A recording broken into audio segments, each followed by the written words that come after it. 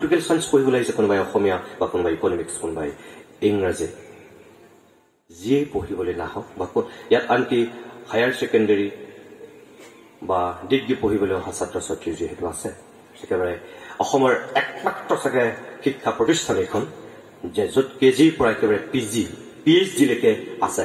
মই ভাবো চাগে অসমৰ ক'তো নাই, অকল কৃষ্ণগুৰু এই আধ্যাত্মিক বিশ্ববিদ্যালয়ৰ এইটোৱে চাগে একমাত্ৰ চৌহদ, যিটো চৌহদত এই কেজিৰ পৰা একেবাৰে PG লৈকে শিক্ষাদান দিয়া হয়। এই যে আমি 7 ঘণ্টা বা 6 ঘণ্টা সময় কলেজ বা বিশ্ববিদ্যালয়খনৰ ভিতৰত কটাওঁ, সকলোৱে জনা কথা যে এই সময়খিনি যদি আমি সৎ ব্যৱহাৰ কৰোঁ আমাৰ জীৱনটো ভাল হ'ব। কিন্তু এই সময়খিনি যদি আমি অলপ অপব্যয় কৰোঁ, মিছ ইউজ কৰোঁ, তেতিয়াহ'লে কিন্তু নিজৰে ক্ষতি বেছি। মই এনেকে কম, সকলোৰে মাজত থাকা কিন্তু ক'ৰবাত পৃথক হৈ থাকা।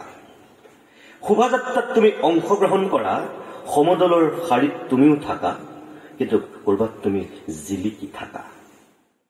ক্লাছটোৰ ভিতৰত তুমি 100 জন বা 50 জন বা 150 জন ছাত্ৰ ছাত্ৰীৰ মাজত একেলগে বহি থাকা, কিন্তু ক'ৰবাত শিক্ষাগুৰুৰ দৃষ্টিত তুমি নক্ষত্ৰ হৈ উজলি থাকা। কলৈ আহিছো, কিয় আহিছো, ক'ৰ পৰা আহিছো, কাৰ বাবে আহিছো, সেইকেইটা ল'ব জানিলেই হৈ যায়। ইয়াত বিগত সময়ছোৱাত এই বিশ্ববিদ্যালয়ৰ অন্তৰ্গত শিক্ষা প্ৰতিষ্ঠানৰ পৰা এতিয়ালৈকে 7 জন মানে ষ্টেণ্ড কৰিছে, আনকি ফাৰ্ষ্ট ষ্টেণ্ড কৰিছে। ইয়াৰ পৰা ইমান মেধা, ইমান চোকা ল'ৰা ছোৱালী ইয়াৰ পৰা ওলাইছে। তাৰমানে সেইখিনি যোগ্যতা ইয়াৰ ছাত্ৰ ছাত্ৰীৰ আছে, সেইখিনি মানুহ কৰিব পৰা কেপাচিটি ইয়াৰ শিক্ষাগুৰুসকলৰ আছে। সেই পৰিৱেশ হ'ব পৰা যিটো ইয়াৰ সামগ্ৰিক পৰিৱেশ এই শিক্ষানুষ্ঠানৰ ভিতৰত আছে। তাৰমানে মই যদি এদিন ভাল মানুহ হওঁ, তেনেহ'লে মোৰ ঘৰখন, মোৰ গাঁওখন বা মোৰ অঞ্চলটোৱে মোক লৈ গৌৰৱ কৰিব। আৰু যদি মই অবাতে যাওঁ, তেনেহ'লে তেওঁলোকে মনত কষ্ট পাব আৰু মই তেনে এজন সাধাৰণ মানুহ হৈ জীৱন কটাব লাগিব, মোৰ ক'তো গুৰুত্ব নাথাকিব। ঠিক একেধৰণে এজন সফল মানুহ হ'বৰ কাৰণে মই ভাবো তেনেকুৱা 11টা শব্দ অতি কমেও লগত লৈ ফুৰিব লাগে। আৰু সেই শব্দকেইটা মোৰ নিজা সৃষ্টি, মই নিজৰ লগত লৈ ফুৰা শব্দ এদিন লিখি লৈছিলো। মই ভগৱানৰ কৃপাত আজি সেই শব্দকেইটাকে মই আনক ক'ব পৰা হৈছো। প্ৰত্যেকজন ছাত্ৰ ছাত্ৰীয়ে এটা নিৰ্দিষ্ট সময়ত সপোন এটা দেখিব লাগে, সপোন এটা থাকিব লাগে। টোপনিত দেখা সপোনটোৰ কথা ভুলতো কোৱা নাই, যিটো সপোন অনবৰতে চকু মেলি দেখা যায়, চকু মুদি নহয়। 2, সেই সপোনটো দেখাৰ এটা নিৰ্দিষ্ট সময় আছে। সময়, মই যিকেইটা শব্দ কম এই গোটেইকেইটা হয় দন্তস্বৰে আৰম্ভ হোৱা শব্দ, কিন্তু কাৰণ সফলতা বা সফল সেইটোৱে দন্তস্বৰে আৰম্ভ হোৱা শব্দ। সেই সফল প্ৰাপ্তিৰ কাৰণে বা সেই সফলতা আহিবৰ কাৰণে আন কেইটামান দন্তস্বৰে আৰম্ভ হোৱা শব্দই মই ভাবো দৰকাৰ।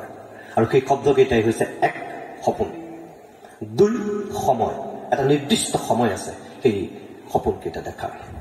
কোনটো সময়? এইটো সময় যাৰ বয়স অতি কমেও 16, যাৰ বয়স অতি কমেও 18 বা যাৰ বয়স অতি কমেও 21।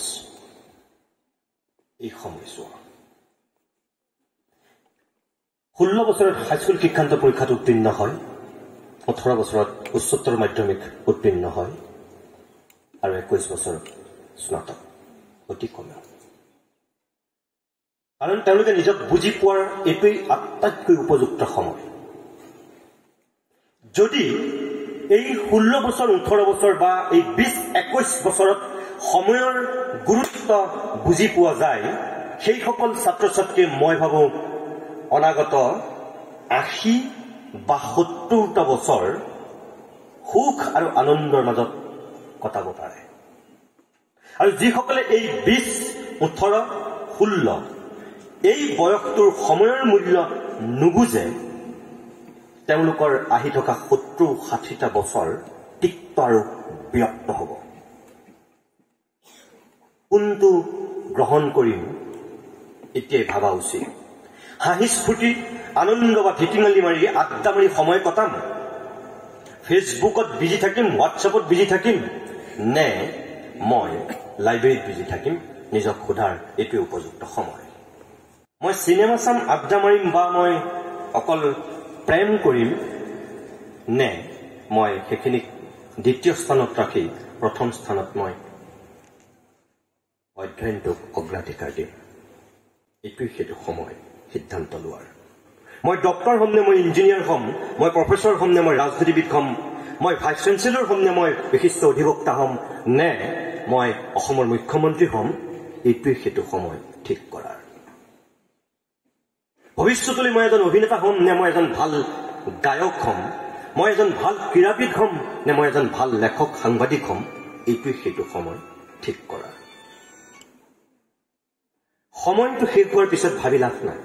সেইকাৰণে কৈছো, সপোনটো দেখাৰ এটা নিৰ্দিষ্ট সময় আছে। এই সময়টো ঠিক কৰা।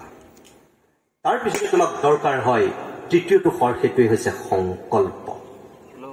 ভীষ্মৰ দৰে তুমি প্ৰতিজ্ঞা কৰিব পাৰিব লাগিব যে মই হমেই, মই কৰিমেই।